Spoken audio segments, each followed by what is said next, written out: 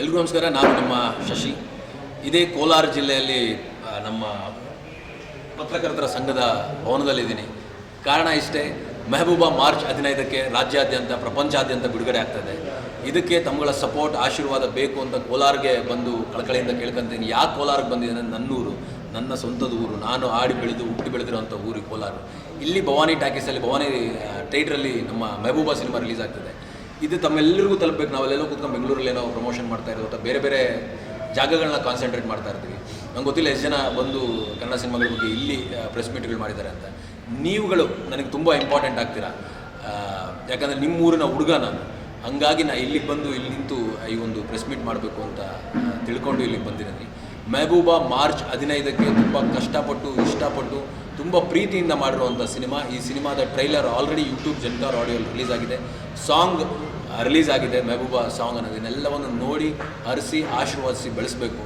ಯಾಕಂದರೆ ಹೊಸಬ ಒಬ್ಬ ಕಾಮನರ್, ಒಬ್ಬ ರೈತಾಪಿ ಕುಟುಂಬದಿಂದ ಬಂದಂಥ ನಾನು ಒಂದು ಸಿನಿಮಾನ ನಿರ್ಮಾಣ ಮಾಡಿ ಮುಂದೆ ಬರ್ತಾ ಏನಂದರೆ ಅದರಲ್ಲಿ ಎಷ್ಟು ಕಷ್ಟ ಇರುತ್ತೆ ಅಂತ ಪ್ರತಿಯೊಬ್ಬರು ತಿಳ್ಕೊಬೋದಾದಂಥದ್ದು. ನಾವು ಬೇರೆ ಯಾರಾದರೂ ಚೆನ್ನಾಗಿದೆ ಅಂತ ಹೇಳಿ ಅದಾದಮೇಲೆ ನೋಡೋಣ ಅಂತ ವೆಯ್ಟ್ ಮಾಡ್ತಿದ್ರೆ ಈ ವೆಯ್ಟಿಂಗಲ್ಲಿ ನಾನು ಕಳೆದೋಗ್ಬಿಡ್ತೀನಿ. ಹಂಗಾಗಿ ತಾವುಗಳು ಸ್ಪೆಷಲ್ ಇಂಟ್ರೆಸ್ಟ್ ತಗೊಂಡು ಈ ಸಿನಿಮಾನ ಒಂದು ಸಾರಿ ಮೊದಲೇ ಥಿಯೇಟ್ರಿಗೆ ಹೋಗಿ ನೋಡಿ ಚೆನ್ನಾಗಿದೆಯಾ ಚೆನ್ನಾಗಿಲ್ವಾ ಅಂತ ಸೆಕೆಂಡ್ ಆಡಿಯನ್ಸ್ಗೆ ಹೇಳಬೇಕಾಗಿರುವಂಥದ್ದು ನೀವುಗಳು. ಹಾಗಾಗಿ ದಯವಿಟ್ಟು ಮಾರ್ಚ್ 15ಕ್ಕೆ ಮೆಹಬೂಬಾ ಚಿತ್ರ ಬಿಡುಗಡೆ ಆಗ್ತಿದೆ. ತಾವುಗಳು ನೋಡಿ ಆಶೀರ್ವಾದ ಮಾಡಿ. ನಿಮ್ಮ ಆಶೀರ್ವಾದ ನನ್ನ ತಲೆ ಮೇಲೆ ಇರಬೇಕು.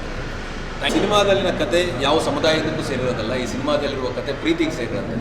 ಒಬ್ಬ ಹಿಂದೂ ಹುಡುಗ ಮುಸ್ಲಿಂ ಹುಡುಗಿ ಲವ್ ಮಾಡ್ತಿದ್ದಾರೆ ಅಂದ ತಕ್ಷಣ ಅವರಿಬ್ಬರಿಗೂ ಏನು ಡಿಫ್ರೆನ್ಸ್ ಇರಲ್ಲ. ಅವರಿಬ್ಬರು ನಾನು ಲವ್ ಮಾಡ್ತಾನೆ ಅಷ್ಟೇ ಗುರು ಅಂತಂತದ್ದು.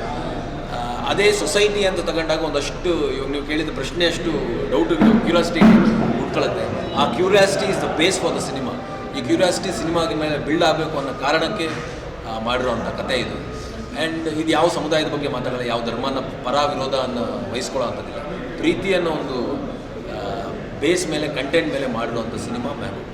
ಈ ಸಿನಿಮಾ ಸುಮಾರು 2.5 ಕೋಟಿ ಇಲ್ಲಿವರೆಗೂ ಖರ್ಚಾಗಿದೆ, ಎಕ್ಸ್ಕ್ಲೂಡಿಂಗ್ ಮಾರ್ಕೆಟಿಂಗ್ ಇನ್ನೊಂದು 50-60 ಲಕ್ಷದವರೆಗೂ ಆಗ್ಬೋದು, ಇನ್ನೂ ಜಾಸ್ತಿನೂ ಆಗ್ಬೋದು. ಈ ಸಿನಿಮಾದಲ್ಲಿ 5 ಸಾಂಗ್ಗಳಿದ್ದಾವೆ. ಇದರಲ್ಲಿ 4 ಸಾಂಗ್ಗಳು ಆಲ್ರೆಡಿ ರಿಲೀಸ್ ಆಗಿದ್ದಾವೆ. ಒಂದು ಕಮರ್ಷಿಯಲ್ ಸಾಂಗ್ ಇದೆ, ಮೆಹಬೂಬಾ ಅನ್ನೋ ಒಂದು ಲವ್ ಸಾಂಗ್ ಅಂತೀನಿ, ಕಮರ್ಷಿಯಲ್ ಸಾಂಗ್ ಅನ್ನೋದಕ್ಕಿಂತ. ಇನ್ನು ಉಳಿದ 4 ಸಾಂಗ್ಗಳು ಸಿಚುವೇಶನ್ ಸಾಂಗ್ಗಳು ಸಿನಿಮಾದ ಮಧ್ಯದಲ್ಲಿ ಬಂದು ಹೋಗುತ್ತೆ. 2 ಫೈಟ್ ಇದೆ ಆ್ಯಂಡ್ ಅದ್ಭುತವಾದ ಕತೆ ಇದೆ. ಈ ಸಿನಿಮಾಗೆ ನಾನು ಹೀರೋ ಅಲ್ಲ, ನಮ್ಮ ಕಥೆನೇ ಹೀರೋ. ಸೊ ಕಂಟೆಂಟ್ ಹೀರೋ ಆಗಿದ್ದಾಗ ಸಿಕ್ಕಾಪಟ್ಟೆ ಸಖತ್ತಾಗಿರುತ್ತೆ. ಆ್ಯಂಡ್ ನಮ್ಮ ಕೋಲಾರದ ಜನತೆ ಮಾಸ್ ಎಲಿಮೆಂಟ್ಸ್ನ ಎಕ್ಸ್ಪೆಕ್ಟ್ ಮಾಡ್ತಾರೆ. ಸೊ ಬಟ್ ಇದರಲ್ಲಿ ನಾನು ಹೇಳ್ತಾ ಇದ್ದೀನಿ, ಕ್ಲಾಸ್ ಎಲಿಮೆಂಟ್ಸ್ ಇರ್ತಾವೆ ಜಾಸ್ತಿ. ನೀವು ನೋಡಿದಾಗ ಈಗ ನಾನೇ ಪ್ರೊಡ್ಯೂಸ್ ಮಾಡ್ತಾ ಇರಬೇಕಾದ್ರೆ ನಾನೇ ಇನ್ನೊಂದು 10 ಫೈಟ್ ಹಾಕ್ಬಿಟ್ಟು ನಾನು ಎಂಟ್ರಿ ಫುಲ್ ಅಲ್ಲು ಅರ್ಜುನ್ ಹೇಳ್ತಾನಲ್ಲ, ಗಾಲಿಯಲ್ಲಿ ಕೋಟೆ ಎಗರಾಡಬೇಕು ಅಂತ ಹಂಗೆಲ್ಲ ಮಾಡ್ಕೊಂಬರ್ಬೋದಿತ್ತು ನನ್ನ ಬಂಡವಾಳ ಇರೋವಾಗ. ಬಟ್ ನಾವು ಅದನ್ನು ಯೋಚನೆ ಮಾಡಿಲ್ಲ. ಒಂದು ಸಿದ್ಧಾಂತ, ಒಂದು ತತ್ವ, ಒಂದು ಮೆಸೇಜ್ ಪಾಸ್ ಆಗಬೇಕು ಸಮಾಜಕ್ಕೆ ಅನ್ನೋ ಕಾರಣಕ್ಕೆ ಮಾಡಿರುವಂಥ ಸಿನಿಮಾ ಮೆಹಬೂಬಾ. ರೈತರಾಗಿ ಸಿನಿಮಾಗೆ ಯಾಕೆ ಬಂದೆ ಅಂತಂದರೆ ಒಳ್ಳೆ ಪ್ರಶ್ನೆ ಇದೆ. ಆ್ಯಕ್ಚುಲಿ ನಾನು ಮೂಲತಃ ನಮ್ಮ ತಂದೆ ತಾಯಿ ಏನು ರೈತರಲ್ಲ. ರೈತನ ಒಂದು ಪಟ್ಟ ತಗೊಂಡಿದ್ದು ನಾನೇ. ನಾನು ವ್ಯವಸಾಯ ಮಾಡೋಕ್ಕೆ ಶುರು ಮಾಡಿದೆ. ನಾನು ವ್ಯವಸಾಯ ಮಾಡಿದಾಗ ವ್ಯವಸಾಯನ ಒಂದು ಬೇಸ್ ಥರ ತಗೋಬೇಕು ಅಂದ್ಕೊಂಡೆ. ಬಟ್ ವ್ಯವಸಾಯದಲ್ಲಿ ನಿಲ್ಲಬೇಕು ಅಂತ ಯಾವತ್ತೂ ಅಂದ್ಕೊಂಡಿರಲಿಲ್ಲ.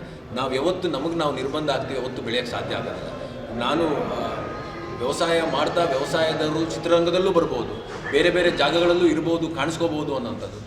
ಅಗ್ರಿಕಲ್ಚರ್ ಒಂದೇ ಅಂತಲ್ಲ, ನಾವು ಫರ್ಟಿಲೈಸರ್ ಫ್ಯಾಕ್ಟ್ರಿಗಳನ್ನ ರನ್ ಮಾಡ್ತಾಯಿದ್ವಿ ಆ್ಯಂಡ್ ಅಗ್ರಿ ರಿಲೇಟೆಡ್ ವೆಂಚರ್ ಬಿಸ್ನೆಸ್ಗಳನ್ನ ರನ್ ಮಾಡ್ತಾಯಿದ್ವಿ. ಇದರೆಲ್ಲರ ಜೊತೆ ಸಿನಿಮಾನೂ ಮಾಡ್ತಾಯಿದ್ವಿ. ಯಾಕಂದರೆ ಬಿಗ್ ಬಾಸಲ್ಲಿ ನೀವು ಅವಕಾಶ ಕೊಟ್ಟರೆ ನನಗೆ ಗೆಲ್ಲ ಅಂತ ಒಂದು ಪ್ರತಿಭೆ ಇದೆ ಅಂತ ನೀವೆಲ್ಲ ಹೇಳಿದ್ಮೇಲೆ ಆ ಪ್ರತಿಭೆನ ಸಿನಿಮಾ ರಂಗದಲ್ಲಿ ಯಾಕೆ ಬಳಸ್ಕೋಬಾರ್ದು ಅಂತ ಒಂದು ಕ್ವಶನ್ ಮಾರ್ಕ್. Answer ma'am